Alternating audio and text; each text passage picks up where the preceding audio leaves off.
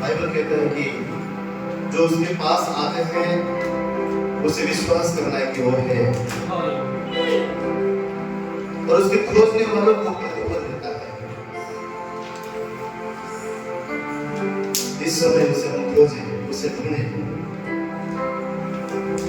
हमारा मन उसके लिए प्यासा होने पाए, जैसे हिरनी पानी के लिए प्यासा रहती है।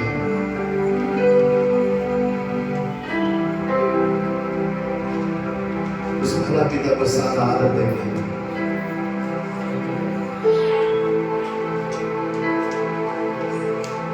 कितने बार हम गिरते हैं, कितने बार हम उसके विरुद्ध होते हैं, तो भी उसका प्रेम कभी कम नहीं होता, उसका अनुग्रह कभी कम नहीं होता, उसकी दया कभी कम नहीं होता। सदा हमसे प्रेम करने वाला परमेश्वर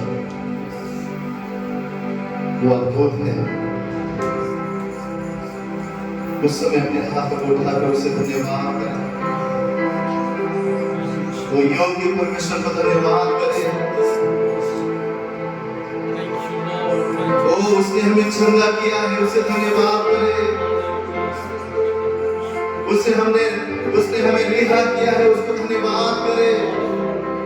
आज हम और हमारा घराना बचा हुआ है। उसने उस अंधकार से छुड़ाकर हमें रोशनी में लाया है। आपके जीवन के हर एक भली बातों के लिए उसे धन्यवाद करें, हर एक इन सांसों के लिए उसे धन्यवाद करें। वो योग्य है, वो योग्य है, वो भला है, वो वफादार है, वो ईमानदार है, वो आपके लिए अद्भुत बातें बनाने वाला है। वो कहता है जो बातें तुम्हारे मनों में न बसी, जो बातें तुम्हारी आंखों ने न देखी है, वो खाने में तुम्हारे जीवन में करूंगा। उसे महिमा दें, उसे आदर दें। भला है परमेश्वर, पिता तो भला है। ओ धन्यवाद परमेश्वर, ओ तू हमसे प्रेम करने वाला खुदा है। हम अकेले नहीं प्रभु, तू हमारे संग है, हमारे युद्ध को लड़ने वाला, ओ हमें बचाने वाला, हमें उठाने वाला खुदा। तू सर्वशक्तिमान है, इसलिए हमारा मन, हमारा प्राण, हमारी आत्मा तुझे धन्य कहता है। यहोवा हमारा भाग है, यहोवा की करुणा हमारी भाग है, यहोवा के सारे वादे हमारे भाग हैं, यहोवा की लाभ की योजना हमारे भाग है। यीशु हम तुझे आदर देते हैं, हम तुझे महिमा देते हैं। ओ हालेलुया, यीशु ओ रबर के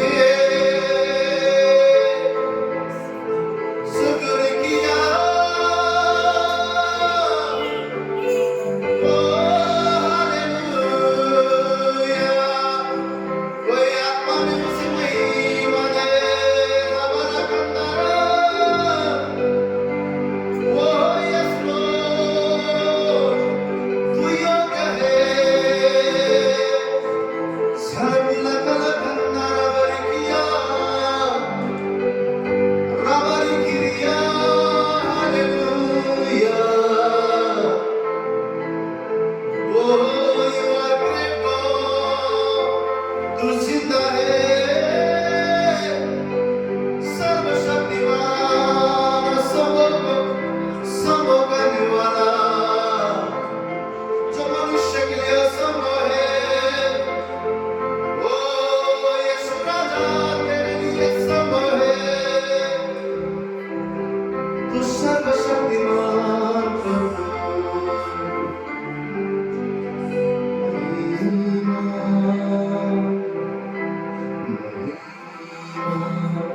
करते हैं तेरी महिमा, ऊंचा उठाते तेरा यीशुआ। चर्च उसको महिमा दे सब लोग।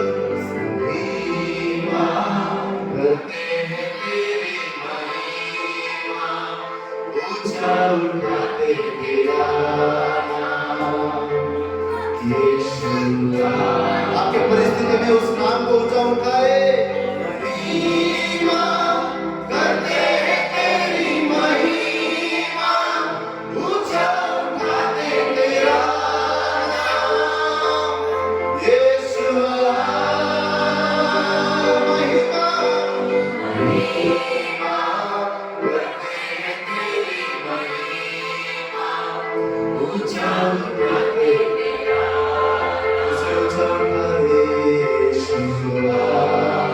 आपकी आवाज में महिमा, इसको आपको चौंकाते यीशुआ। महिमा महिमा करते हैं तेरी महिमा, इसको ऊंचा उठाते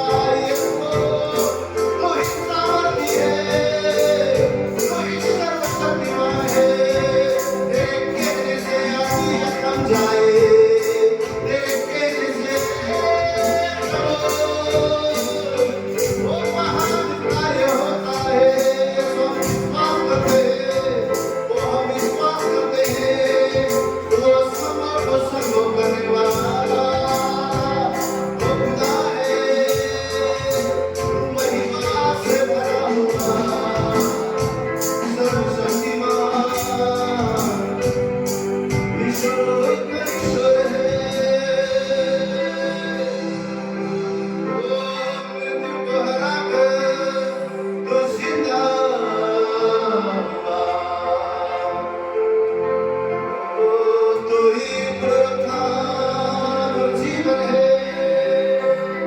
कोई worship Lord, तू ही हम पर अनुग्रह करने वाला। तूने बचाया, तू ही बचाएगा। तूने छुड़ाया, तू ही छुड़ाएगा।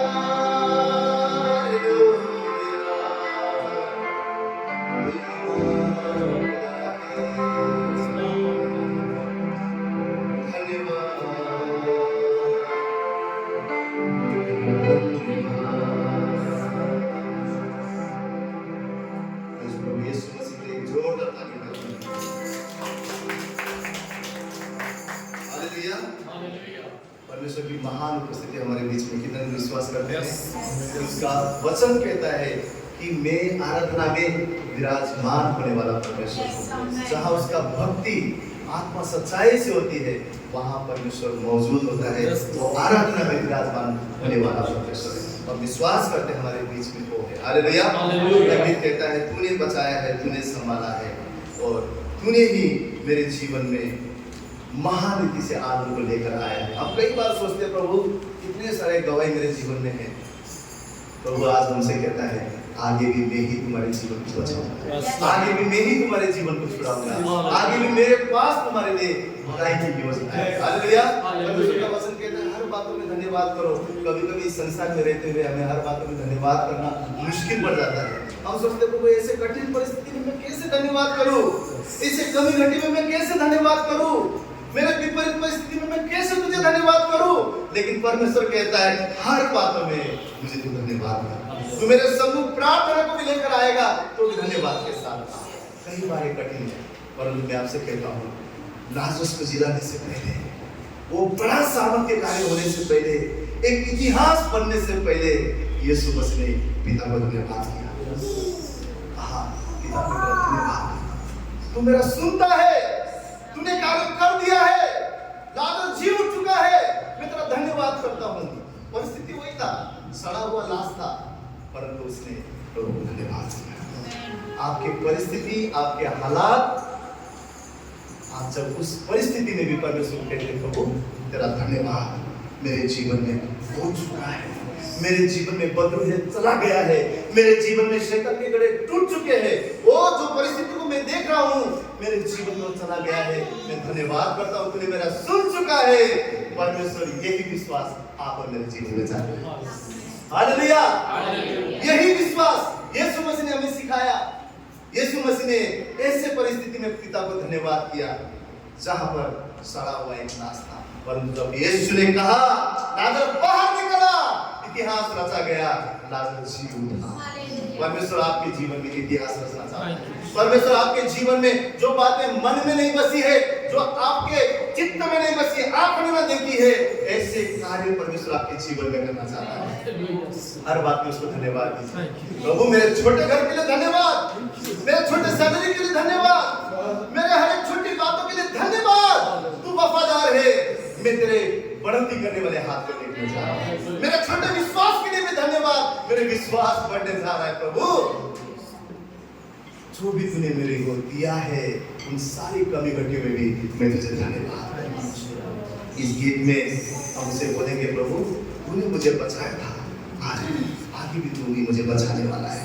तूने मुझे छुड़ाया था प्रभु, आज भी तू ही मुझे छुड़ाने वाला है। आने वाले जीवन में तेरे महान बलपुरी को मैं देखने वाला हूँ। ये विश्वास के साथ आइए उसको धन्यवाद करते हुए इस गीत को गाएंगे। तूने बचाया है, तूने छुड़ाया है।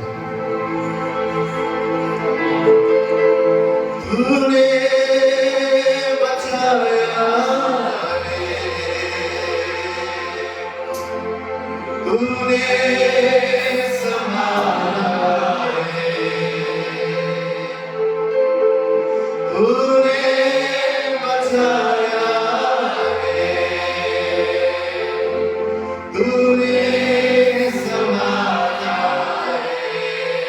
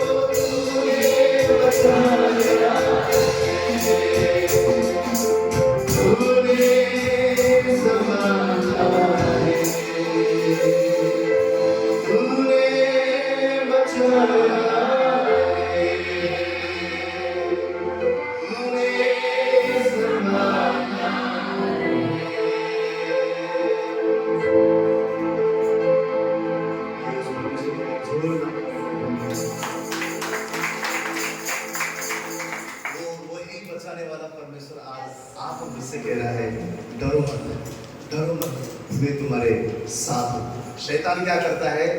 हमें डराता है ना। हमारा मन युद्ध भूमि है, ऐसी ऐसी बातें डालेगा, ऐसी ऐसी चिंताएं डालेगा, ऐसे ऐसे डर को लेकर आएगा। और डर विश्वास का अपोजिट है। अगर हमारे अंदर डर है तो हमारे अंदर विश्वास नहीं है।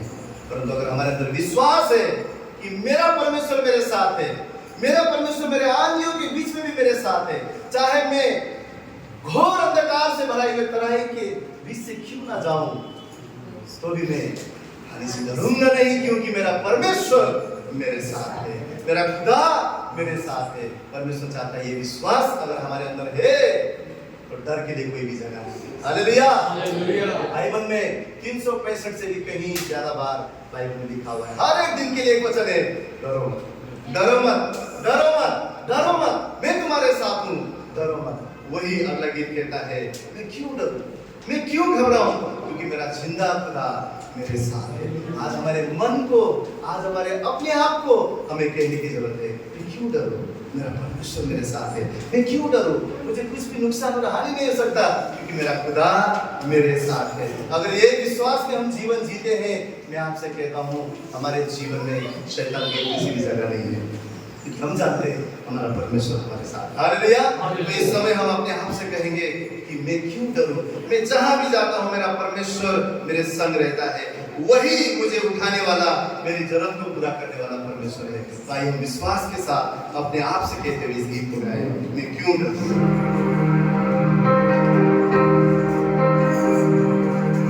मैं क्यों डरूं,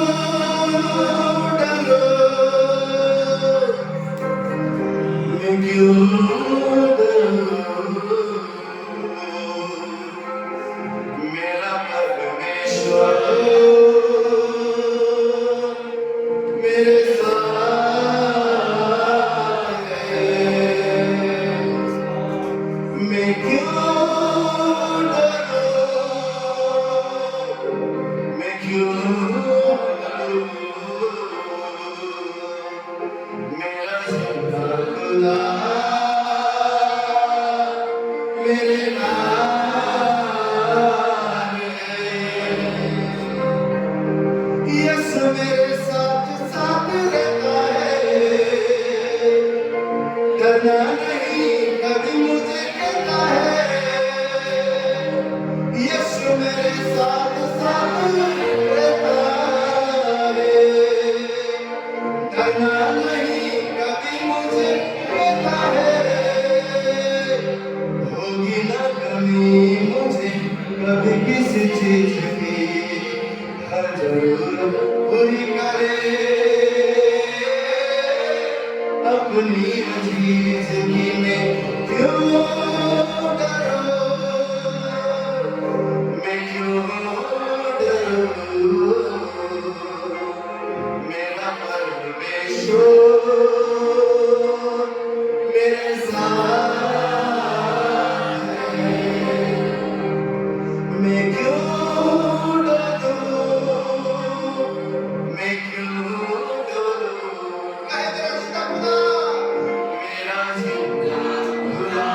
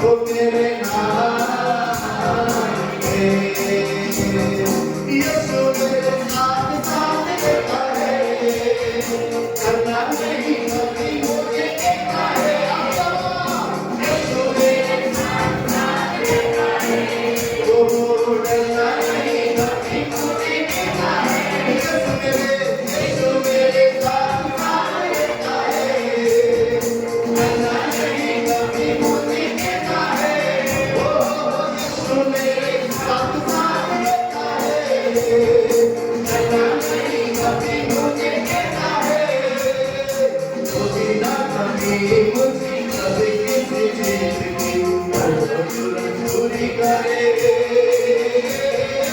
अपनी चीज की कभी ना कभी मुझे कभी किसी चीज की जरूरत पूरी करे अपनी चीज मैं क्यों डरूं मैं क्यों डरूं मेरा परमेश्वर मेरे साथ है वो मैं क्यों डरूं मैं क्यों डरूं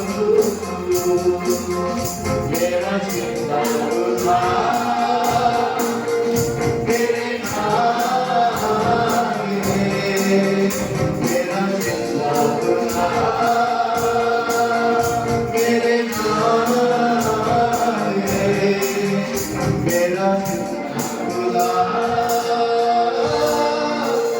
मेरे नाम है यीशु मेरे साथ साथ रहता है डरना नहीं कभी मुझे कहता है कभी ना कभी मुझे कभी किसी चीज की हर जरूरत पूरी करे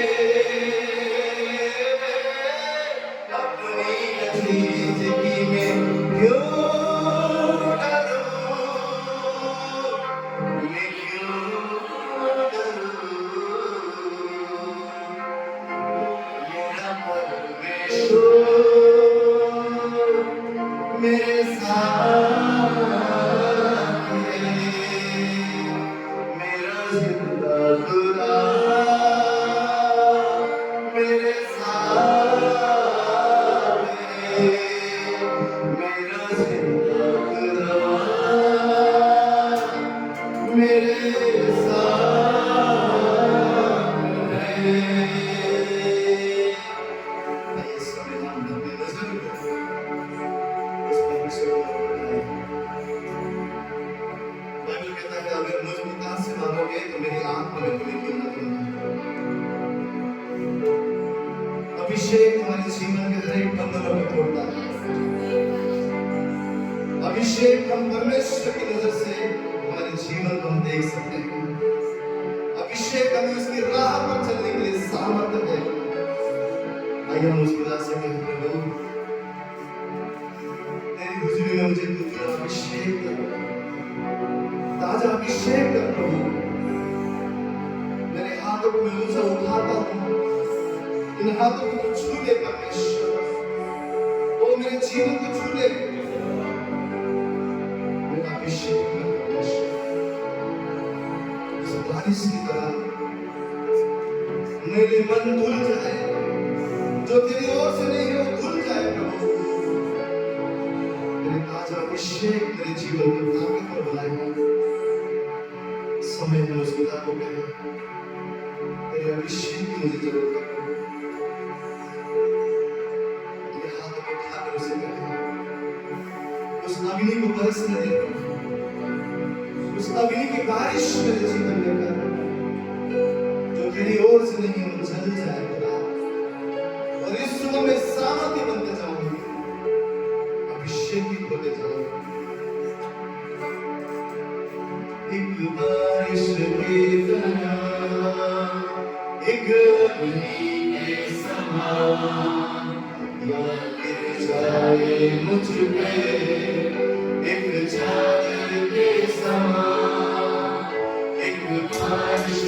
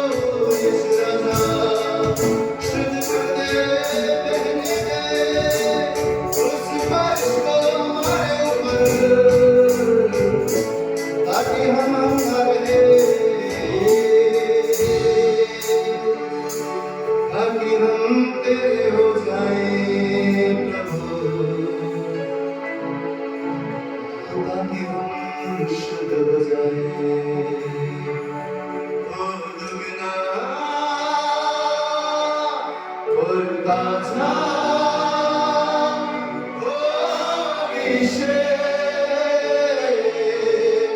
आज मुझ पे ये हाथों को उठा कर खुदा से कहे हो दुगना दुगना पहले से ज्यादा ज्यादा हो इसे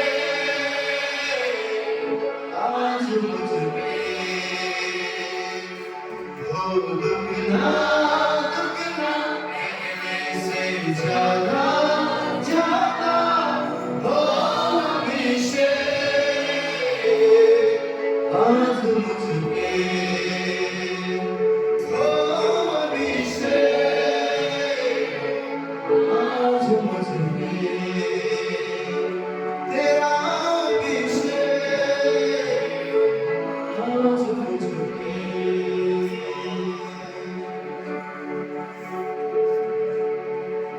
यीशु जी यीशु जी यीशु जी यीशु जी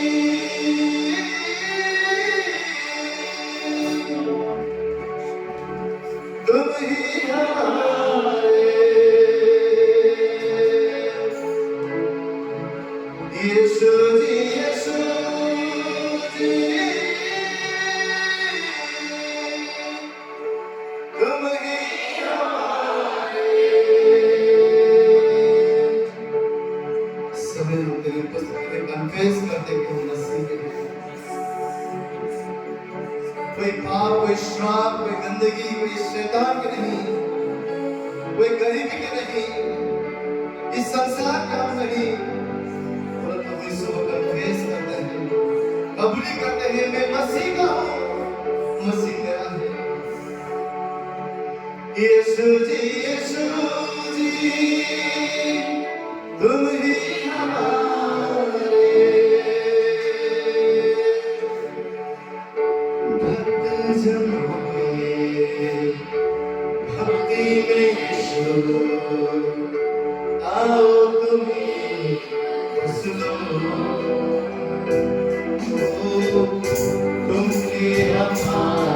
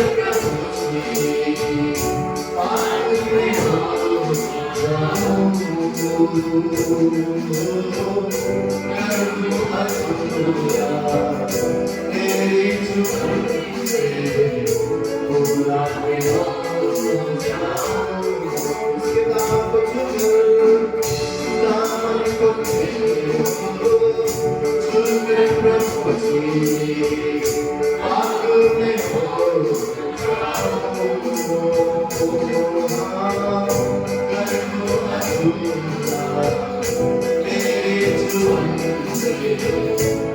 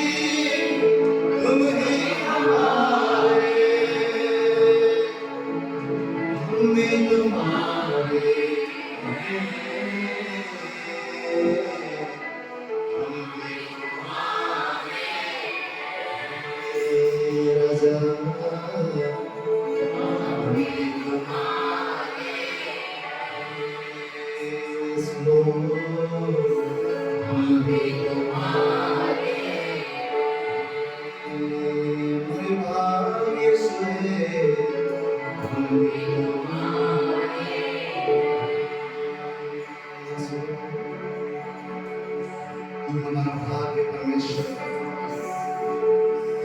वो अनंत काल का जीवन हमारी भाग्य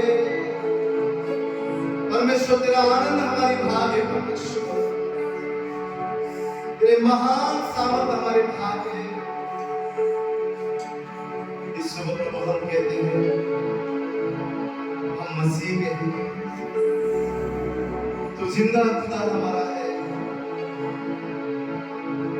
इससे और कोई बड़ी आशीष नहीं कि स्वयं परमेश्वर हमारा है और हम उसके हैं। हम तेरा धन्यवाद करते हैं, हम तेरी स्तुति करते हैं परमेश्वर, हम तेरी इबादत करते हैं खुदा। सच में हम इसके योग्य नहीं, तू हमें ढूंढते हुए आया राजा, तू हमें खोजते हुए आया। हम इसलिए तुझसे प्रेम करते क्योंकि तूने पहले हमसे प्रेम किया। तू हमारा पहला प्यार है।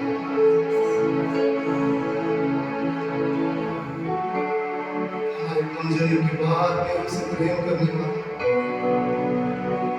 हमारे गलतियों के बाद भी हमसे मोहब्बत करने वाला, कहीं बार तो हम वफादार नहीं रहते, इसके बाद भी तू वफादार होने वाला। तुझसे दूर जाते हुए भी हमें गले से लगाने वाला, और कोई नहीं तू है। सदा हमारे लिए भलाई चाहने वाला तू है, सदा हमारी उन्नति चाहने वाला तू है, सदा हमें बचाने के लिए आगे बढ़कर आने वाला तू है। कैसे तेरी महिमा करे, हमारे गीत हमारे शब्द कम पड़ जाते हैं। योग्यता से बढ़कर आनंद हमें दिया, योग्यता से बढ़कर लहू तूने हमारे लिए कहा है, योग्यता से बढ़कर प्रभु तूने ये रिश्ता बनाया कि तू हमारा बाप और हम तेरे बच्चे हैं। जीवन की पुस्तक में तुझे हमारा नाम लिखा, ये मन सदा तेरे प्रति शुक्रगुजार है। तू वफादार है प्रभु, कभी न बदलने वाला, सदा एक समान हमसे प्रेम करने वाला प्रभु है। तुझे सारा आदर देते हैं, सारी महिमा देते हैं। तेरी सुबह कहते हैं अपने आप को तेरे हाथ में सौंप देते हैं कि मैं संसार और पाप के लिए हम तेरे दुल्हन हैं, तू हमारा दुल्हा है। तेरा धन्यवाद करते हैं, सारा आदर गौरव महिमा तेरे ही नाम को देते हैं। धन्यवाद प्रभु, हम सब मिलकर इस सुबह हम तेरी भक्ति आराधना कर सके। जो विधा से बढ़कर तूने हमें दिया, हम तेरा शुक्रगुजार हैं। सारा आदर, सारी महिमा, सारा सम्मान यीशु राजा हम तुझे देते हैं। हम खड़ते हैं प्रभु हमारे बीच में, तुझे ऊंचा ऊंचा और सबसे ऊंचा करते हैं प्रभु, तू ही योग्य है। आइए कलीसिया अपने हाथों को उठाकर एक जोरदार ताली के द्वारा हमारे परमेश्वर को धन्यवाद करें, जो आदर के योग्य है, जो महिमा के योग्य है, जो स्तुति के योग्य है, प्रशंसा के योग्य है। आज सदा का है, जो आने वाला परमेश्वर एक आपका उत्तम दान।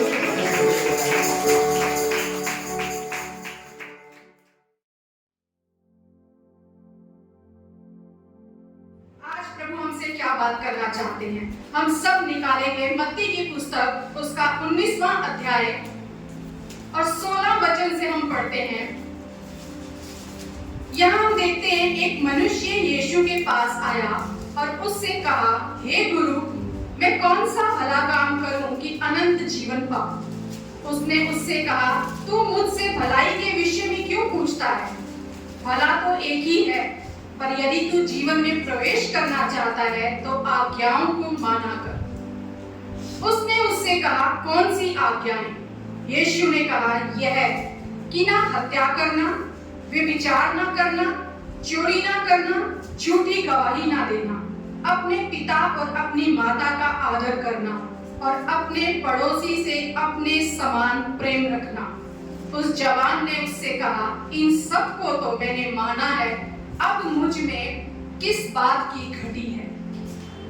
जब यीशु मसीह के पास एक व्यक्ति आया और वो आकर कह रहा है, मैं क्या करूं, क्या भला काम करूं अनंत जीवन पाने के लिए? यीशु मसीह उसे बताते हैं कि तुझे क्या करना है, तुझे आज्ञाओं को मानना है। जब आज्ञाएं बताई तो वो कहता है, ये सब तो मैंने माना है, ये सब मैं करता हूं, अब मुझ में किस बात की घटी है?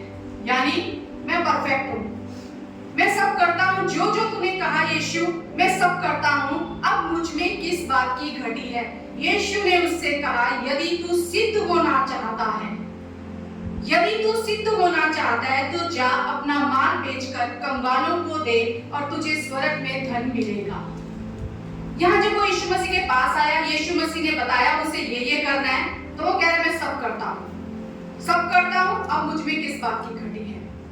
अक्सर ऐसा होता है, हमें हमारी कमियां कभी नजर नहीं आती। हम जो करते हैं हम कहते हैं, मैं परफेक्ट हूँ, मैं सब सही कर रहा हूँ। यीशु मसीह ने कहा, ऐसा कर, ऐसा कर, ऐसा कर। वो कहता है, मैं ऐसा ही कर रहा हूँ, सब कर रहा हूँ, मुझ में किसी बात की अब घटी नहीं है। यीशु मसीह क्यों उसकी घटी उसे बता रहे थे? यीशु ने उससे कहा, यदि तू सिद्ध होना चाहता है, यानी सब कुछ करने के बाद भी अभी तू सिद्ध नहीं है, अभी तू पूर्ण नहीं है, अभी कहीं तुझ में कमी है। क्यों? उसने जब कहा, अब मुझ में किस बात की घटी है, तो अगर हम मरकुस का अध्याय निकालते हैं, 10वां अध्याय, तो वहां यीशु मसीह से क्या बोलते हैं? मरकुस की पुस्तक 10वें अध्याय के 21वें वचन में लिखा है, जब वो ये बात कहता है ना कि मैं ये सब कुछ लड़कपन से मानता आया हूँ, यीशु ने उस पर दृष्टि करके उससे प्रेम किया और उससे कहा, तुझ में एक बात की घटी है, तुझ में एक बात की घटी है। वो कह रहा है, मैं सब करता हूँ, अब मुझ में किस बात की घटी है? यीशु मसीह कहते हैं, अगर तू सिद्ध होना चाहता है, और यहाँ पे क्या लिखा है? यीशु मसीह ने उस पर दृष्टि करके उससे प्रेम से कहा, तुझ में एक बात की घटी है। हमें हमारी कमियां कभी नजर नहीं आती।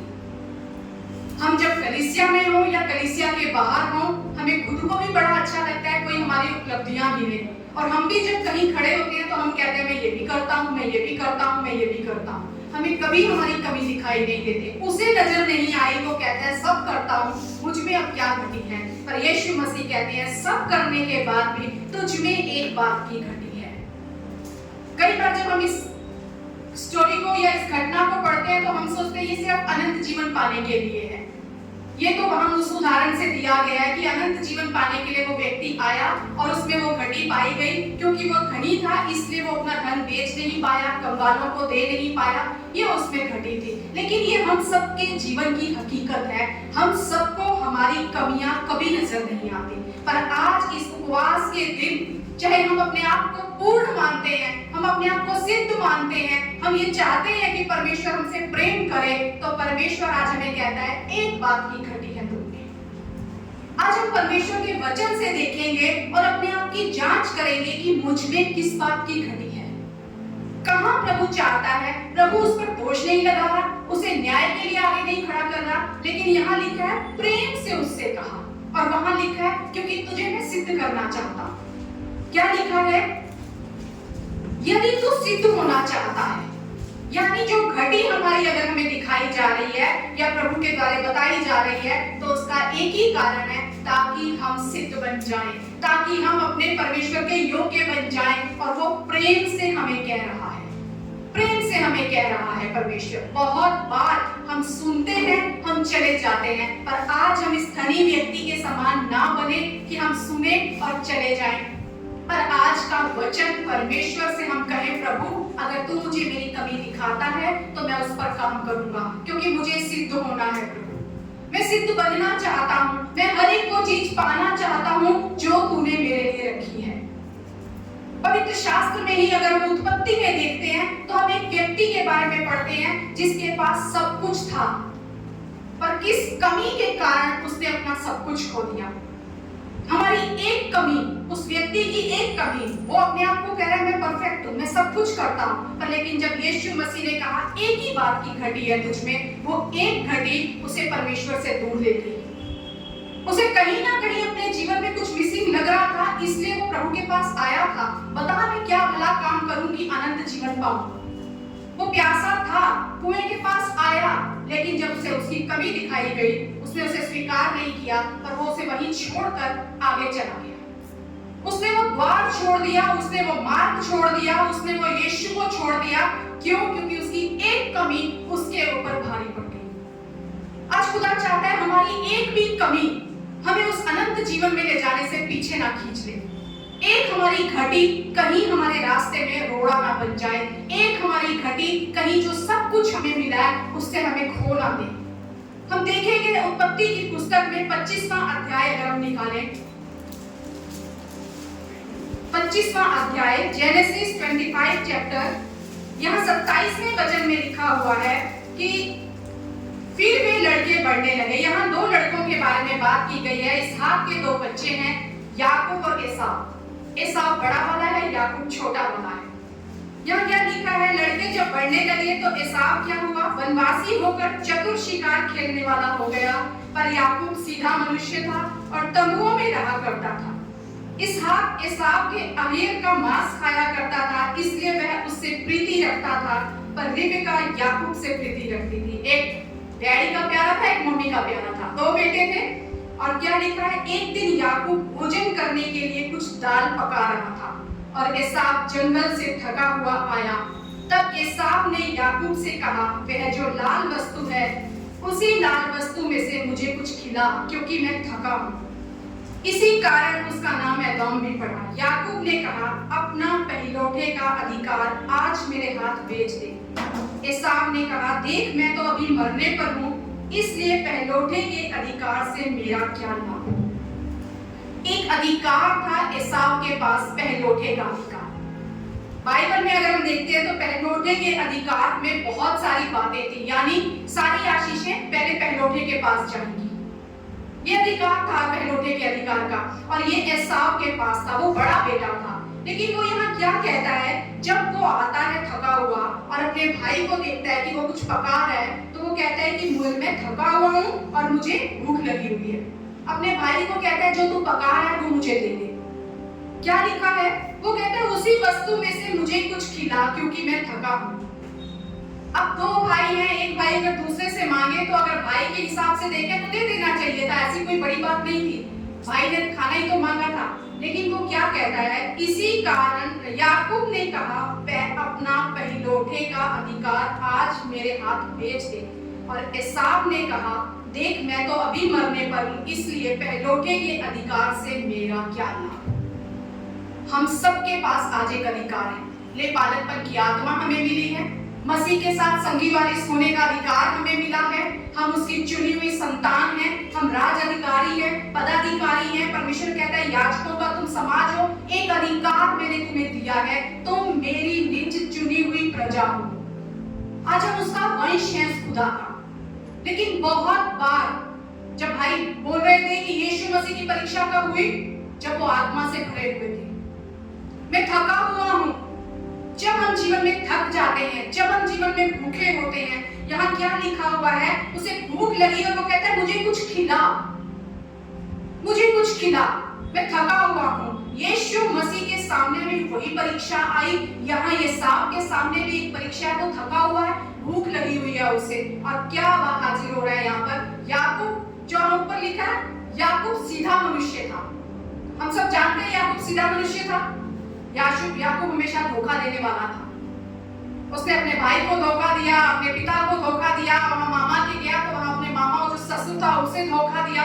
पर कितने खूबसूरती से यहाँ लिखा है याकूब सीधा मनुष्य था। जब मैंने पढ़ा तो मैंने कहा याकूब का तो मतलब धोखा देने वाला, और उसने सबको धोखा दिया, पर फिर भी बाइबल कहती है वो सीधा मनुष्य था। एसाव के पास अधिकार था, याकूब के पास अधिकार नहीं था, लेकिन उस सीधे ने यहाँ पर क्या रास्ता निकाला, मुझे तो आशीष चाहिए।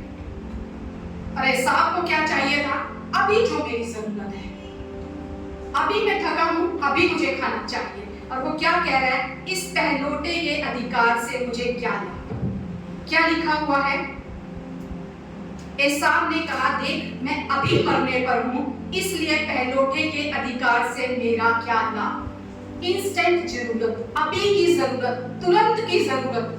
कल किसने देखा है, कल क्या होगा, क्या पता कल प्रभु करे ना करे। प्रभु के आने के बाद मुझे क्या मिला।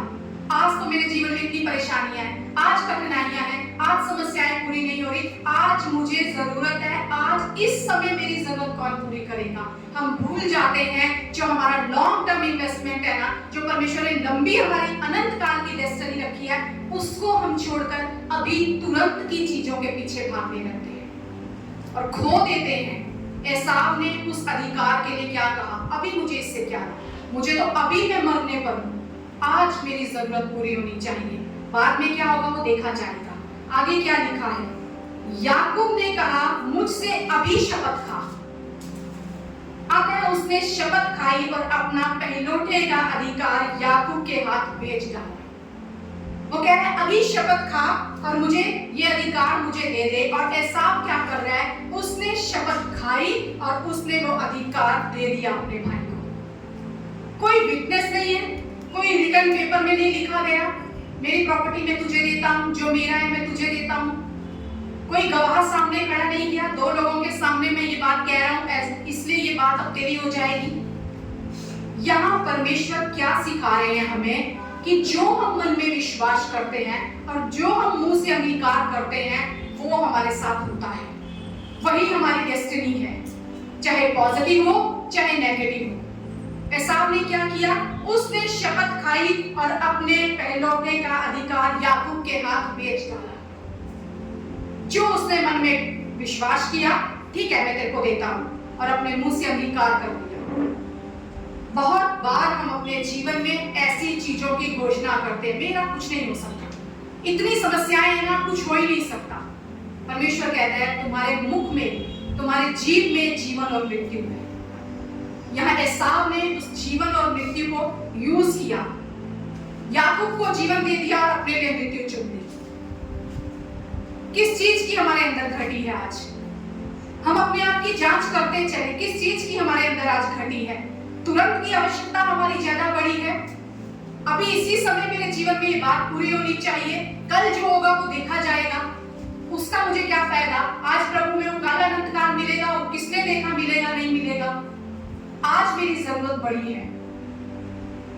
जो हम मुंह से अंदर मन में विश्वास कर रहे हैं और मुंह से उसे अंगीकार तो नहीं कर रहे हैं, हम उस चीजों पर विश्वास करके चल रहे हैं जो आज हमारे सामने दिख रही हैं, पर जो परमेश्वर देने वाला है हमने उस परमेश्वर पर कोई आशा नहीं रखी। जब हम आज की चीजों पर फोकस करते हैं, हम उस खुदा से अपनी नजर को हटा लेते हैं, वहां से विश्वास को हटा लेते हैं, वहां से आशा को हटा लेते हैं। हमें लगता है आज की बात बड़ी है, और जिस चीज को हम अपने जीवन में बड़ा करते हैं ना, वो हमारे जीवन में बड़ी होती जाती है।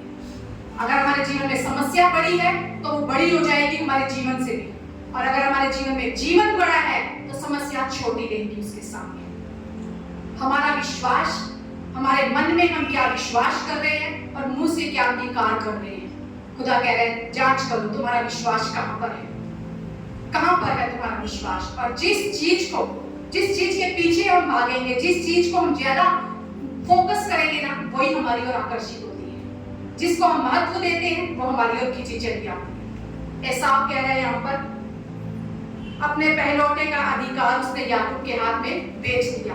कोई लिखत पढ़त नहीं हुई, कुछ नहीं हुआ, लेकिन उसने दे दिया। उसने कहा ठीक है मैं बेच देता हूं। इतना ही नहीं, यहाँ पर परमेश्वर हमें बहुत कुछ सिखाना चाहता है कि जो आत्मिक चीजें हैं ना, उन आत्मिक चीजों को बड़ा प्रभाव पड़ता है उन आत्मिक चीजों का। अगर हम आत्मिक हैं तो हम जो चीजें बोलते हैं ना, वो इस हमारे मुख से जब निकलती है ना, वो पूरी हो जाती है।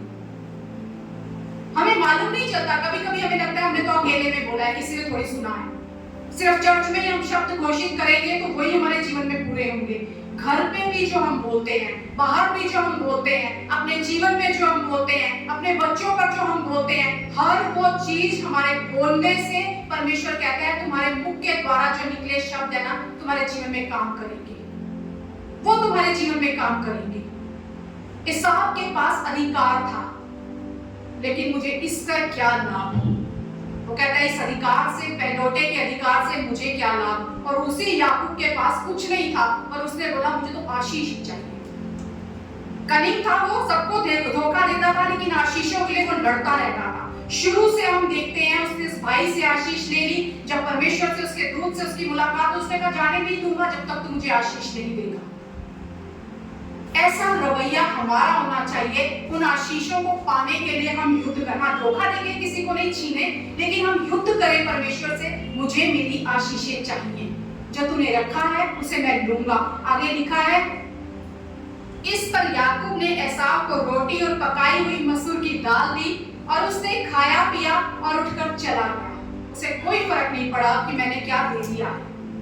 यूं एसाव ने अपना पहलौठे का अधिकार तुच्छ जाना। एक और जगह हमने पढ़ी हुई एक घटना, किसने तुच्छ जाना था? उसने परमेश्वर की आज्ञाओं को तुच्छ जाना।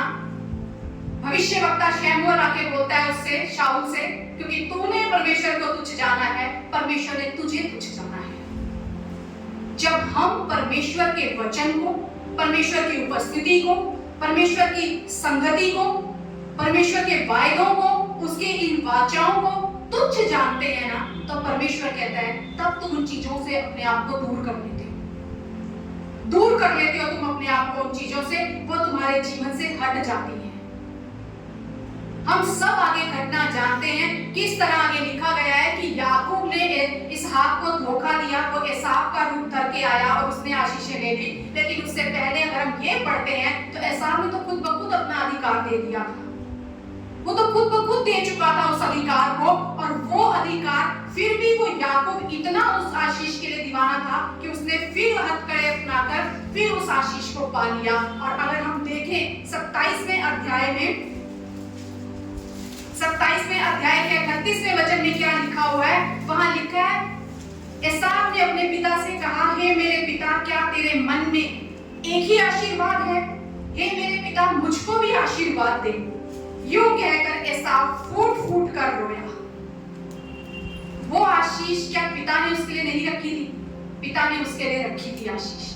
आशीष उसी की थी, लेकिन जब उस एसाव ने वो अधिकार बेच दिया, वो अधिकार याकूब को सौंप दिया, और फिर जब दोबारा उस आशीष को पाना चाहा, दोबारा उसके पास आशीष नहीं आई। और वचन कहता है वो फूट फूट कर रोया, फूट फूट कर रोया बहुत बार अपने जीवन में। और यहाँ ऊपर लिखा हुआ है, वो कहता है कि इसने छल से मेरे साथ धोखा किया है, इसने मुझे छला है।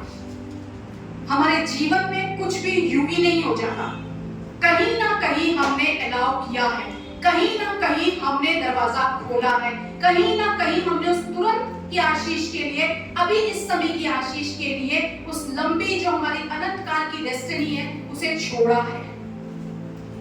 शैतान को कोई अधिकार नहीं है हमारे जीवन में आकर राज करने का या हमारी आशीषों को छीनने का। यूं ही कुछ नहीं होगा आपके जीवन में जब तक आप दरवाजा ना खोलें। वो कह रहा है इसने मुझे छला है, जबकि हम पहले पढ़ते हैं उसने खुद वो अधिकार बेचा है। जब हम खुद अपने आप को सौंप देते हैं ना शैतान के हाथ में, जब हम खुद अपने आप को कहते हैं ना कि ये नहीं, अभी तो मुझे यही चाहिए, आज की जरूरत पूरी हो, परमेश्वर कहता है तुम खो देते हो उस आशीष को जो मैंने तुम्हारे लिए रखी हुई है। बहुत बार हमने चीजों को खोया होगा, बहुत बार हमने अपने जीवन की कुछ अच्छी आशीषों को खोया होगा, लेकिन आज खुदा चाहता है, मैं तुम्हें सिद्ध करना चाहता हूँ, मैं तुम्हें सिद्ध करना चाहता हूँ, मैं चाहता हूँ तुम्हारी इस घटी के कारण तुम आगे कुछ ना कभी खो। इस घटी के कारण आगे कभी कुछ ना तुम हो। हमारे मुख से हम क्या बोल रहे हैं, हमारे मन में हम क्या विश्वास कर रहे हैं, या आज भी हम किन चीजों में जकड़े हुए हैं, कहां हम देख रहे हैं। वो कहता है इस समय की भूख के लिए मैं भूखा हूं, इसलिए मुझे आशीष चाहिए, रोटी चाहिए, ये दाल चाहिए। क्या लिखा है कि यूहन्ना 3:17 में, संसार और संसार की अभिलाषाएं मिटती जाती हैं, ये टेम्परेरी है, ये मिट जाएंगी। हमारी जरूरतें जो आज हमें नजर आती है ना, ये मिट जाएंगी। हमारे शरीर की भूख, हमें कई बार इतनी भूख लगती है कि हमें लगता है ये हासिल करना है, हम व्याकुल हो जाते हैं उन चीजों के लिए। भूखे तो यीशु मसीह भी थे, लेकिन यीशु मसीह ने उस भूख पर नियंत्रण रखा। वो जानते थे मुझे शैतान की युक्तियों से अनजान नहीं रहना। मिट जाएंगी संसार और उसकी अभिलाषाएं। आज हम जितनी भी किसी चीज की चाह रखें ना, आप अपने जीवन में देखिए, अगर वो आपको चीज मिल जाती है ना, उसके बाद उसका शौक भी खत्म हो जाता है। फिर नहीं आपको लगेगा ये और चाहिए, नहीं, बस हासिल करनी है। क्योंकि ये शरीर ऐसा दीवाना हो जाता है, ये चीज चाहिए मतलब चाहिए। वो भूख ऐसी भड़कती है हमारे अंदर। लेकिन वचन कहता है संसार और उसकी अभिलाषाएं टेम्परेरी हैं, परमानेंट क्या है? जो उस परमेश्वर की वाचा पर, उसकी इच्छा पर सदा बना रहता है। उसकी वाचा परमानेंट की है, उसके वायदे परमानेंट के हैं, उसके अधिकार परमानेंट के हैं, उसकी ये घोषणाएं परमानेंट की है, जो योजनाएं, जो कल्पनाएं खुदा ने बनाई है वो परमानेंट हैं। आकाश और धरती टल जाएंगे पर मेरे कहे हुए वचन कभी नहीं टलेंगे, खुदा कहता है। यह पूरा पवित्र शास्त्र उस खुदा ने हमारे लिए वायदों के साथ भर कर रखा है, और ये घटनाएं हमें सिखाती हैं हम अपनी घटियों को, आज उन घटियों को परमेश्वर के पास जाकर पूरा करें, सिद्ध बने, ताकि हमारे अंदर कोई घटी ना रहे। हम यूं ही चले ना जाएं उसकी तरह। हम जब उसके पास आए हैं, जब हम कलीसिया में आए हैं, जब खुदा हमें बता रहा है हमारी किस बात में आज हम कमजोर हैं, तो हम कहें प्रभु मैं इस कमी पर काबू पाना चाहता हूँ, मैं इस कमी पर काबू पाना चाहता हूँ। मैं नहीं चाहता प्रभु की एसाव के समान मैं उस अधिकार को खो दूं। जो तूने मेरे लिए रखा है वो मेरा है और मैं उसमें ही जीना चाहता हूँ। मैं अनंत काल के लिए अपनी यात्रा को रखना चाहता हूँ। हम सब जानते हैं हमारे जीवन की घटियां क्या हैं। कई बार हम जानते हैं, कई बार हम अनजान बन जाते हैं। और कभी कभी जब कोई हमें सिखाता है या बताने की कोशिश करे, हमें कमियां तो सुनना पसंद नहीं, हमें वो व्यक्ति भी पसंद नहीं आता। ये होता है हमारे साथ, कोई तारीफ करे तो हम 2 बार 10 बार कहेंगे इन्होंने उस दिन ऐसा कहा था, हम और 2 लोगों को बताते हैं। ये स्वभाव है मनुष्य का, लेकिन परमेश्वर चाहता है कि हम सिद्ध बने। आप भी अगर अपने जीवन में कभी किसी से बहुत प्यार करते हैं तो आप चाहेंगे कि उसकी कमियां उसके जीवन से हटती जाएं। हम चाहते हैं, और हम सब ने ये अनुभव भी किया होगा, कई बार हमारे अपने हमसे नाराज हो गए होंगे। ये कौन होते हैं हमें समझाने वाले?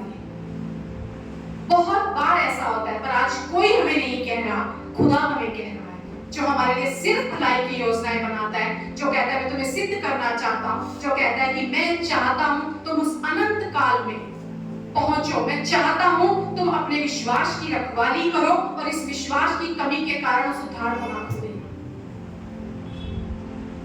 यही चाहता है आज खुदा हमसे कि जो इस समय का है उस पर ना ध्यान दो, लेकिन जो परमानेंट है उसके पीछे भागो, और ये शैतान की युक्तियों से तुम अनजान ना रहो। तुम्हारे जीवन में कोई भी ऐसी चीज ना हो। क्या कहा परमेश्वर ने कि मनुष्य सारे जगत को प्राप्त करे और अपने प्राण को खो दे? कोई फायदा नहीं, कोई फायदा नहीं। हम सब कुछ प्राप्त कर लें, आज की जरूरतें ले लें, लेकिन हमारा प्राण, जो आत्मा हमारी उस अनंत काल में नहीं पहुंचती तो उसका हमें कोई फायदा नहीं है, कोई फायदा नहीं है उसका हमें। आज खुदा बहुत सी बातें हमें सिखाना चाहता है।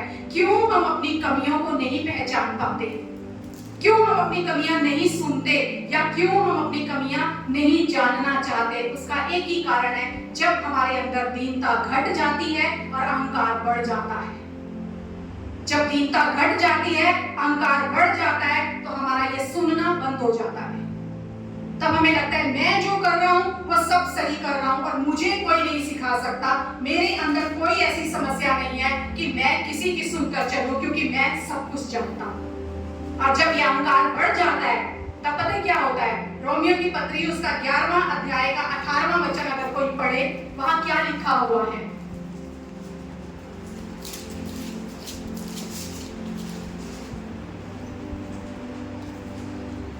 तो डालियों पर घमंड ना करना, और यदि तू घमंड करे तो जान रख कि तू जड़ को नहीं परंतु जड़ तुझे संभालती है।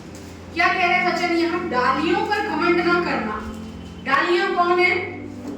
हम डालियां हैं। परमेश्वर क्या कहता है? परमेश्वर का वचन यूहन्ना की पुस्तक में क्या कहता है? वो दाखलता है, हम सब डालियां हैं। और वो क्या कह रहा है यहाँ वचन? डालियों पर घमंड ना करना कि डालियों ने जड़ को संभाला हुआ है या हमने सब कुछ संभाला हुआ है। पर वचन क्या कह रहा है? यदि तू घमंड करे तो जान रख कि तू जड़ को नहीं परंतु जड़ तुझे संभालती है।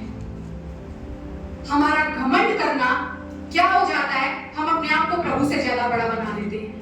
हम सोचते हैं हम ही है जो सब कुछ चला रहे हैं, हम ही है जो कलीसिया चला रहे हैं, हम ही है जो सारी चर्च को चल रहे हैं, कांग्रीगेशन को संभाल रहे हैं। हम भूल जाते हैं, हमारी ये समझ काम करना बंद कर देती है। जब हमारी समझ काम करना बंद कर देती है, जब हमारे अंदर दीनता घट जाती है, अहंकार बढ़ जाता है, हमारे अंदर हमारी कमियों को पहचानना बंद हो जाता है, सुनना बंद हो जाता है। हमें लगता है मैं जो हूं मैं सही कर रहा हूं। परमेश्वर कहता है अपनी समझ को खोल कर चलो। अपनी समझ को, तुम ये याद रखो, तुम डालियां हो, तुम घमंड नहीं कर सकते अपने आप पर। और जड़ है जो हमें संभाले हुए है, जड़ है जो हमें संभाले हुए है। कैसे हम इन कमियों को जांचें आज कि कहां किस चीज की मुझ में कमी है, कौन सी कमी है मेरे अंदर प्रभु, ताकि मैं इन कमियों को दूर कर सकूं। और कौन कौन सी कमी है जो हमें नहीं दिखती है आज। सबसे पहले हमें क्या करना है? अपने जीवन में ये जांच करनी है कि जो उद्धार मुझे मिला है, जो मेरे पास है, वो कीमती है। सबसे पहले हमें ये याद रखना है, कभी भी इस बुलावे में नहीं आना कि हाँ मैं तो प्रभु में हूँ तो बस मैं तो अब स्वर्ग पहुंच चुका हूँ। हर दिन इस पर काम करना है हमें, हर दिन इसे संभालना है हमें, हर दिन इस उद्धार पर विश्वास करके हमें चलना है। लूका की पुस्तक में अगर हम देखते हैं तो वहां पे क्या लिखा हुआ है? 8वां अध्याय अगर हम सब निकालें, वहां बीज बोने वाले का दृष्टांत है। लूका की पुस्तक उसका 8वां अध्याय,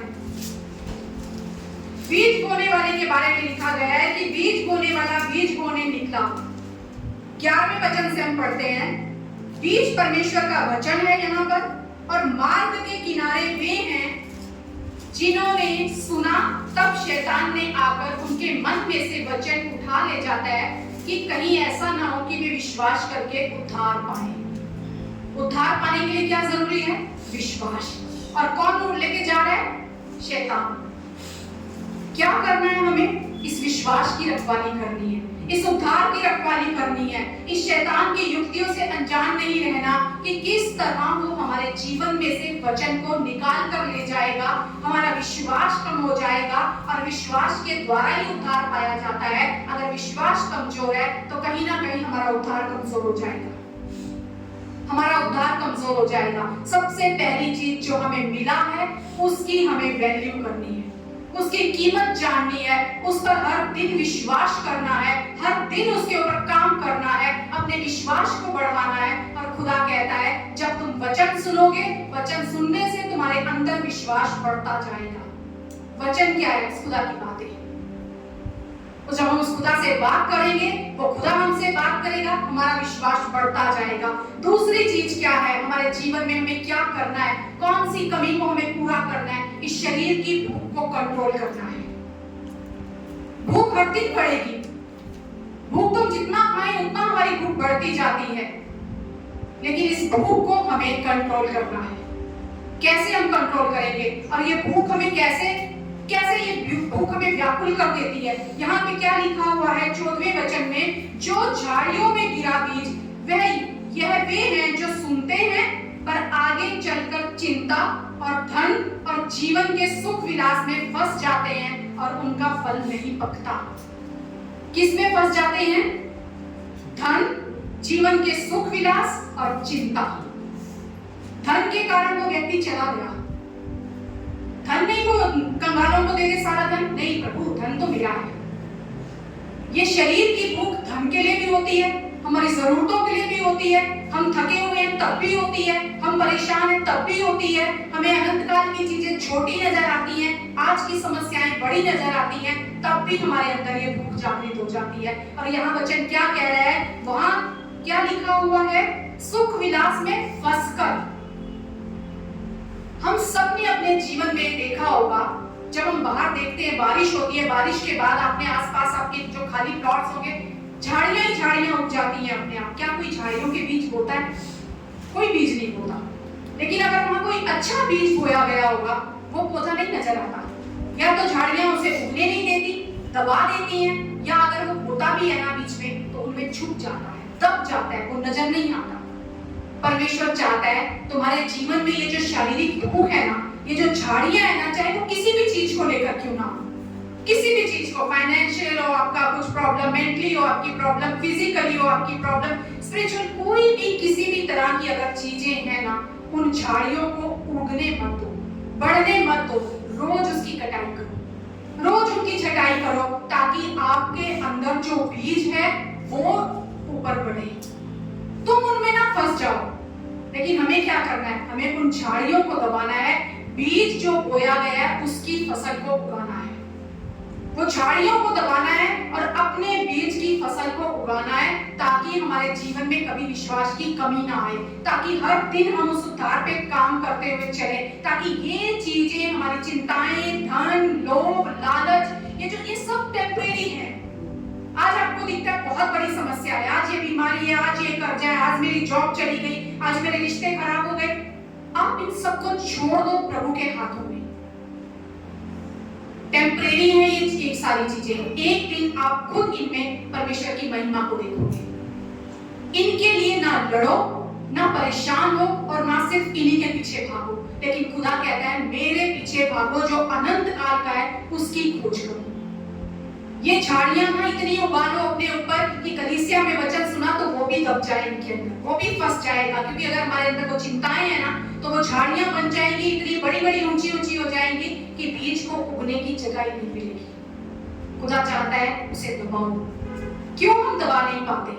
तीसरी चीज जो हमारे अंदर कमी कहीं नजर आती है, हमारे अंदर ताकत की कमी होती है, सामर्थ की कमी का आ जाना। जब ये झाड़ियां बढ़ती हैं, ये अपना प्रभाव डालती हैं हमारे अंदर, ये अपना इतना दबाव डालती हैं हमारे अंदर कि हम इनको अलाउ कर देते हैं अपने जीवन में आने के लिए, और ये हमारी डेस्टिनी को दबाती जाती हैं। अगर हमारे जीवन में ये बलवान हो जाती हैं, तो जाहिर सी बात है खुद ब खुद हमारी आत्मिक शक्ति कमजोर हो गई है, हमारी ताकत कमजोर पड़ गई है, हमारी सामर्थ दब गई है। कहीं हम दब गए हैं, झाड़ियां बड़ी हो चुकी हैं, लेकिन खुदा कहता है जब तुम्हारी सामर्थ कमजोर पड़ गई है, तो तुम्हें उस सामर्थ को बढ़ाना है। क्या लिखा हुआ है गलतियों की पुस्तक के 5वें अध्याय के 17वें वचन में? शरीर आत्मा के विरोध में और आत्मा शरीर के विरोध में लालसा करता है, और ये एक दूसरे के विरोधी हैं, इसलिए कि जो तुम करना चाहते हो वह ना करने पाओ। ये दोनों एक दूसरे के विरोधी हैं, झाड़ियां और परमेश्वर का बीज, फसल, ये दोनों एक दूसरे के विरोधी हैं। अगर एक उठेगा तो दूसरा दबेगा ही दबेगा। अगर आत्मा उठेगी तो शरीर दबेगा, अगर शरीर दब रहा है तो जाहिर सी बात है आत्मा दब, अगर शरीर उठ रहा है तो आत्मा दब रही है। सामर्थ की कमी के कारण हम इन झाड़ियों को दबा नहीं सकते, हम इन्हें काट नहीं सकते, हम इनको उगने देते हैं और वो इतनी बड़ी हो जाती हैं कि वो बीज रूपी वचन हमारे अंदर काम ही नहीं करता, क्योंकि उस भूमि को जो हमारा मन है वहां झाड़ियों ने अपनी जगह बना ली है। परमेश्वर चाहता है सबसे पहली बात वो कहता है इस उद्धार की रखवाली करो, विश्वास की कमी ना आने पाए तुम्हारे अंदर। और दूसरी चीज क्या है? शरीर की भूख को कंट्रोल करो। कंट्रोल कैसे करेंगे? तीसरी बात जो है, सामर्थ अगर हमारे अंदर होगी तो हम इन झाड़ियों को दबा सकते हैं, उस भूख को कंट्रोल कर सकते हैं, अभिलाषाओं को, लालसाओं पर नियंत्रण पा सकते हैं। तब हमें हिसाब के समान फूट कर रोने की जरूरत नहीं है। हर परिस्थिति में हम जानते हैं जो अधिकार मेरे पास है वो सर्वश्रेष्ठ अधिकार है, उसके द्वारा मैं सब कुछ कर सकता हूं, वो अधिकार मुझसे कोई छीन नहीं सकता। आज खुदा चाहता है कहां पर आपके अंदर कमी आपको नजर आ रही है। आज परमेश्वर हमारी कमियां हमें दिखाना चाहता है कि एक बात की घटी है, हो सकता है हम सब क्षेत्र में संपूर्ण होंगे, हम अपने आप को 10 आउट ऑफ 10 दे सकते हैं, उस व्यक्ति को अपने अंदर कोई कमी दिखाई नहीं दी, मैं सब करता हूं प्रभु, अब मुझे बता भला काम कौन सा करूं कि अनंत जीवन पाऊं। परमेश्वर कहता है एक बात की घटी है, आज हम उस घटी को अपने अंदर जांचें, मुझ में कौन सी घटी है। अगर मैंने सुनना बंद कर दिया है प्रभु, तो शायद मेरे अंदर दीनता की कमी आ चुकी है प्रभु। अहंकार ने अपनी जगह बड़ी बना ली है और मेरे अंदर दीनता की कमी आ चुकी है। मैंने सुनना छोड़ दिया है, मेरी समझ पर ताला पड़ चुका है, मैं किसी की सुनता नहीं, समझता नहीं, इसीलिए मैं बार बार परेशानी में फंस जाता हूँ। कोई मुझे अड़ंगा नहीं मार रहा, क्या कहता है ऐसा, इसने मेरे साथ धूर्तता की है। पर परमेश्वर सिखा रहा है, कोई यूं ही आपके साथ धूर्तता नहीं कर सकता जब तक हम उसे अलाउ नहीं करते, जब तक हम उस शैतान को अवसर नहीं देते, जब तक हम अपनी उस कमियों पर काबू नहीं पाएंगे। हर कोई हमें छल कर चला जाएगा। कहीं भी कभी भी हम कह सकते हैं मैंने धोखा खाया है, लेकिन परमेश्वर कहता है तुम्हें अनजान नहीं रहना शैतान की युक्तियों से। आज खुदा यही बात चाहता है हमसे, हम अपनी इस कमजोरी पर काम करें। और कैसे काम कर सकते हैं? सबसे पहली चीज, हमें उस अनंत चीज के लिए दौड़ना है, तुरंत के लिए नहीं, अनंत के लिए हमें भागना है। आज की जरूरतें जिस खुदा ने हमें दिया है हमारा जीवन, वो खुदा कहता है मैं सारी जरूरतें तुम्हारी पूरी करूंगा। यशायाह की पुस्तक में एक वचन है, आज का अगर आप इस वचन को नोट करें और याद रखें, हर दिन अपने जीवन में इसे क्लेम करें। यशायाह 43 का 15वां वचन, अगर कोई जोर से पढ़े, हर दिन इस चीज को घोषित करें और जान लें कि कौन है आपका खुदा। मैं यहोवा तुम्हारा पवित्र इज़राइल का सिरजनहार, तुम्हारा राजा हूँ। क्या कह रहा है परमेश्वर? मैं यहोवा तुम्हारा पवित्र इज़राइल का सिरजनहार, तुम्हारा राजा हूँ। इज़राइल कौन है? हम इज़राइल हैं और परमेश्वर कहता है मैं तुम्हारा सिरजनहार। जिसने हमें बनाया है ना, वो हमारी जरूरतें भी जानता है, वो जरूरतें जानता है। हमारी जरूरत जो होती है ना, हम कहते हैं ये हमारी जरूरत है, जरूरतें वो हमें प्रोवाइड करवाएगा। लेकिन जब हमारे अंदर इच्छाएं जागृत हो जाती है ना, चाहते हमारे अंदर आने लगती है ना, वो हमारा क्या हो जाता है, प्लेजर बन जाता है। हमें आनंद उठाना है हर चीज का। परमेश्वर कहता है मैंने तुम्हें हर चीज आनंद उठाने के लिए नहीं दी, पर मैं तुम्हारी जरूरतें सारी पूरी करूंगा। जब हमारी जरूरतें वो खुदा पूरी कर रहा है, तो हमें किसी और चीज की घटी नहीं हो सकती। क्या कह रहा है परमेश्वर कि मैं ही हूं तुम्हारा सिरजनहार, मैं यहोवा तुम्हारा पवित्र इज़राइल का सिरजनहार, तुम्हारा राजा हूं। राजा को प्रजा की चिंता रहती है, राजा प्रजा के लिए सब कुछ मुहैया कराता है। आज खुदा आपको एक वचन देकर कह रहा है, सिरजनहार भी मैं ही हूं, तुम्हारा राजा भी मैं ही हूं। जो अनंत जीवन मैंने तुम्हारे सामने रखा है ना, उस अनंत जीवन के लिए दौड़ो। आज इस तुरंत के लिए मत परेशान हो। अभी कैसे हमारी जरूरतें पूरी होंगी? मैं हूं तुम्हारे लिए, मैं काफी हूं तुम्हारे लिए, हमारा खुदा हमसे कहता है। परमेश्वर का वचन हर जगह हमें उठाता है, हर जगह हमें सिखाता है, पर वो एक ही बात कहता है कि उसे आदर दो, अपने खुदा को आदर दो जो तुम्हें मिला है, उसे कीमती जानो, उसे बड़ा जानो। जो तुम्हारे अंदर है वो बड़ा है इस संसार से जो संसार में है। हम उसे ही अपने जीवन में बड़ा बनाकर चले, अपनी समस्याओं को बड़ा ना बनाएं कि हमारा जीवन हमें छोटा लगने लगे। वो क्या कहता है कि मैं तो मरने पर हूं अभी। इसहाक को इतना छोटा अपना जीवन लगा, इतनी छोटी उसकी सोच। वो बोलता है मैं तो मरने पर हूं, मुझे क्या फायदा इस पहलौठे के अधिकार से। परमेश्वर कहता है मैंने तुम्हें जीवन दिया है। और तीसरी चीज परमेश्वर चाहता है, जो हम मन में विश्वास करें उसे मुंह से अंगीकार करें। खुदा तूने सब कुछ मेरे लिए कर दिया है और मैं विश्वास के साथ कहता हूं, अभी मुझे भले दिखाई नहीं दे रहा, पर मैं आशा की नजरों से देखता हूं और सब कुछ अपने जीवन में मैं पाऊंगा, क्योंकि तूने मुझसे वादा किया है, तूने मुझसे वादा किया है। यही हमारा विश्वास होना चाहिए। याद रखो, संसार और संसार की अभिलाषाएं टेम्परेरी हैं, परमेश्वर के वायदे, वचन, योजनाएं, विचार परमानेंट हैं। वो कोई हमसे छीन नहीं सकता। हमारी घड़ियां खुद ब खुद पूरी हो जाएंगी, हमारी घड़ियां खुद ब खुद भरपूरी में बदल जाएंगी, अगर हम इन चीजों को याद रखेंगे, अगर हम इस खुदा के पीछे चलेंगे और जान लेंगे कि जब मैं इसके पास आया हूं ना प्रभु, जो तू कहता है वो मैं करने को तैयार हूं। मुझे समझ नहीं आता, पर जैसा तू कहता है मैं वैसा करूंगा। हर चीज में खुदा आपकी अगुवाई करना चाहता है। वो कहता है मैंने सब कुछ तुम्हारे लिए दे दिया। बहुत खूबसूरत लगता है मुझे ये वचन, पिता जब कहता है कि मैंने अपना इकलौता अपने लिए नहीं रख छोड़ा, वो तुम्हारे खातिर दे दिया, तो क्या मैं तुम्हें और कुछ ना दूं?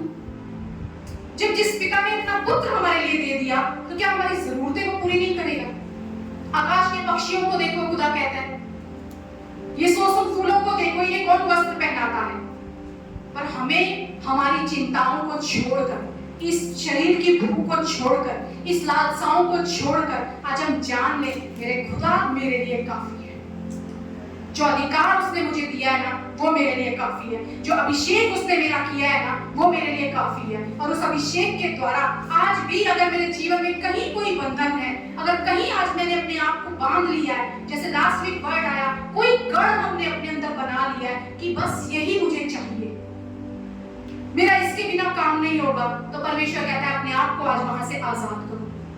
अपने आप को आजाद करो। आज खुदा फिर से आपका अभिषेक करना चाहता है। एक बार फिर आज हम उसके चरणों में जाएंगे और उस खुदा से कहेंगे कि प्रभु कहीं अगर मेरे अंदर कोई कमी आ गई थी, मैं चाहता हूँ फिर से मुझे नया कर दे, आज तो फिर से मुझे अपनी कुव्वत से भर दे मेरे खुदा यीशु। जब हम ये गीत गा रहे थे आज, यहाँ क्या लिखा हुआ है, लास्ट गीत हमने गाया, दामन को तेरे छूकर प्रभु जी पाप में हो जाऊं, कर दूं अधूरा तेरी छुअन से पूरा मैं हो जाऊं। अगर आज कोई कमी हमारे अंदर है, कहीं अधूरापन हमारे अंदर है, परमेश्वर कहता है मेरी छुअन से तुम पूरे हो सकते हो। हम सब उस खुदा के चरणों में जाएंगे। आज हम उपवास के साथ आएंगे। बहुत कुछ हमने मांगा है खुदा से, हमें लगता है हमारे जीवन में बहुत सी घटियां हैं प्रभु, लेकिन परमेश्वर कहता है आत्मिक जीवन की घटी को आज तुम देखो, वो सारी घटियां तुम्हारे में भरपूरी में बदल दूंगा अगर तुम इन घटियों को पर काम करोगे। अगर हम इन घटियों पे काम करेंगे और उस खुदा के साथ सिद्ध होते जाएंगे, हमारी बाकी जरूरतों की जो घटियां है ना वो खुद ब खुद हमारे जीवन में हम पूरी होते हुए देखेंगे। आइए अपने हाथों को उठाएं, हम खड़े हो जाएं अपने स्थान पर और एक गीत को हम गाएंगे कि प्रभु एक बार फिर तू आज अपना अभिषेक मुझ पर कर, क्योंकि तूने अपना तेल मेरे ऊपर उंडेला है प्रभु, तूने अभिषेक से मुझे भरा है प्रभु यीशु। पर मैं चाहता हूँ एक बार फिर आज तो अपना मस्सा मुझ पे भर दे प्रभु जी। आइए हम अपने हाथों को ऊंचा उठाएं, अपनी आंखों को बंद करें और मांगे उस खुदा से प्रभु अगर कहीं आपने पा लिया है कि मुझ में कौन सी कमी है, मुझ में कौन सी घटी है, उस घटी को उस खुदा के सामने रख दीजिए और कहिए प्रभु यीशु एक ही बात मैं चाहता हूँ प्रभु, मुझ में कोई घटी ना हो प्रभु। पर उस मनुष्य की तरह नहीं प्रभु कि अपनी नजर में मैं ये कहूँ कि अब मुझ में किस बात की घटी है, पर मैं तेरी नजर से देखना चाहता हूँ खुदा और मैं सिद्ध बनना चाहता हूँ। तूने कहा मेरी उपस्थिति में चल अब्राहम और सिद्ध होता जा। आज पिता मैं तेरी उपस्थिति में तेरी छुअन से सिद्ध होना चाहता हूँ। जो अभिषेक तूने मेरा किया है प्रभु, जो अधिकार तूने मेरे ऊपर रखा है प्रभु यीशु, होने दे मैं उसे आज एक बार फिर जागृत कर पाऊँ। मेरे सिर पर उंडेला तूने तेरे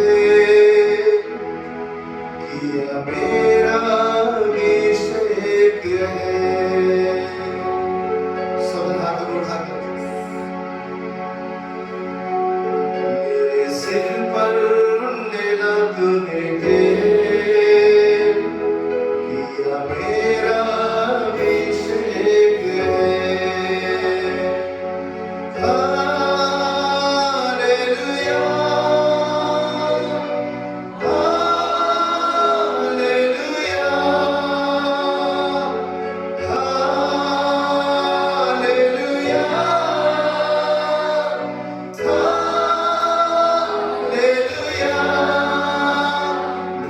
सिर पर उंडेला तूने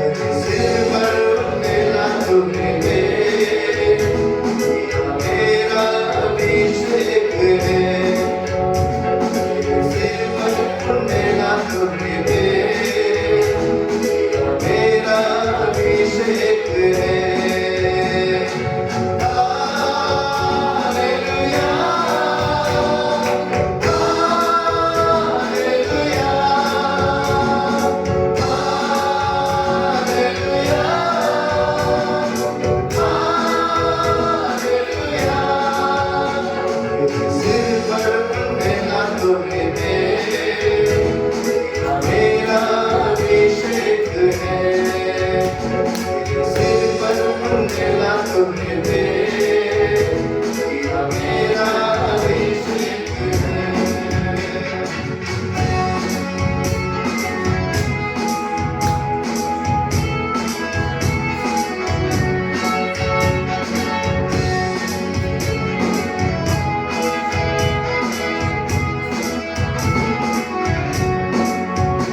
अभिषेक बंधन में तोड़ता हर बोझ हटा कर रेखा करता अभिषेक बंधन में तोड़ता हर बोझ हटा कर रेखा करता कुव्वत से मुझको है भरा तुमने मेरे नया गीत दिया यीशु आपने कर दे तुम सा तो बाहर खुदा यीशु आपने कर दे तुम सा तेरी को बाहर खुदा हालेलुया हालेलुया हालेलुया हालेलुया सिर पर बुंदेला तुम्हें दे मेरा अभिषेक है मेरे सिर पर बुंदेला तुम्हें दे मेरा अभिषेक है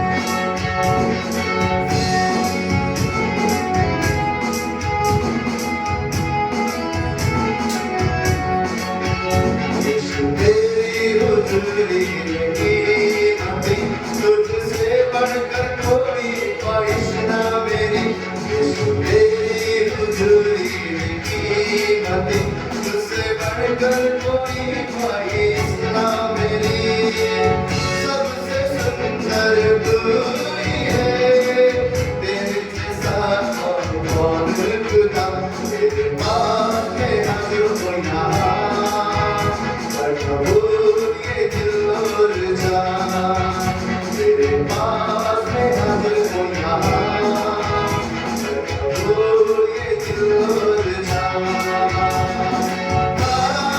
हालेलुया हालेलुया हालेलुया हालेलुया मेरे सिर पर तेरा तुम्हें दे मेरा अभिषेक है मेरे सिर पर तेरा तुम्हें दे मेरा अभिषेक है सब गए मेरे सिर पर तेरा तुम्हें दे मेरा अभिषेक है मेरे सिर पर तेरा तुम्हें दे मेरा अभिषेक हालेलुया हालेलुया हालेलुया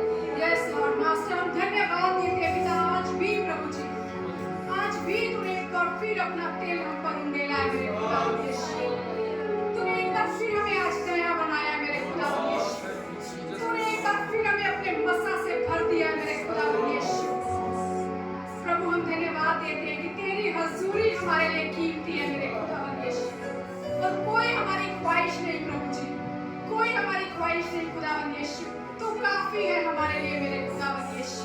आज हम विश्वास के साथ कहते हैं पिता, तेरी छुअन से हमारा अधूरापन निकल गया मेरे खुदावंद यीशु। आज हमारी सारी उन कमियों पर प्रभु यीशु हमने नजर डाली है मेरे खुदावंद यीशु, और हर उस घटी को हमने तेरे सामने रखा है मेरे पिता, और हमने तेरे नए अभिषेक के तेल को आज देखा है प्रभु यीशु। और हम विश्वास के साथ कहते हैं पिता, जो अधिकार आपने हमें दिया है प्रभु जी, जो लेपालकपन की आत्मा आपने हमें दी है खुदावंद यीशु, जो मसीह का संगी वारिस होने का अधिकार आपने हमें दिया है खुदा, वो हमारा है मेरे खुदावंद यीशु, वो हमारा है खुदावंद यीशु। अब हम कमजोर नहीं प्रभु जी, अब हम उस शैतान की युक्तियों से अनजान नहीं रहेंगे खुदावंद यीशु, लेकिन हम कहते हैं पिता, हम सामर्थ से भरकर प्रभु जी हर उस झाड़ी को अपने जीवन से बाहर फेंकेंगे खुदावंद यीशु, और तेरे बीज की फसल हमारे जीवन में बढ़ती जाएगी मेरे खुदावंद यीशु। तेरी आशीषों को हम देखेंगे खुदावंद यीशु। आज तूने पिता हमारी उस समझ को खोल दिया है मेरे खुदावंद यीशु। हम कहते हैं खुदावंद यीशु, हम नम्रता को धारण करके पिता तेरे जैसा रूप अपनाना चाहते हैं खुदावंद यीशु। हम कहते हैं आज खुदावंद यीशु, तेरे अभिषेक से, तेरे तेल से तूने हमें नया कर दिया आज प्रभु यीशु। हम विश्वास के साथ कहते हैं पिता, आज हम खाली नहीं प्रभु जी, आज हम घटी में नहीं खुदावंद यीशु, पर आज हम तेरी आशीष को, तेरे अधिकार को प्रभु जी, तेरी बहुतायत को पिता परमेश्वर, तेरी योजनाओं को अपने जीवन में लागू होता हुआ देखेंगे मेरे खुदावंद यीशु। धन्यवाद देते हैं पिता, सारी महिमा आदर गौरव आपके नाम को देते हैं। आगे का समय और आगे की प्रार्थनाएं पिता आपके लहू में ढांप लेते हैं मेरे खुदावंद यीशु। हाँ और आमीन के साथ हम उत्तर देखने जा रहे हैं, इसके लिए हम धन्यवाद देते हैं। यीशु मसीह के नाम से हम इस दुआ को मांग लेते हैं, आमेन। आइए एक जोरदार तालियों का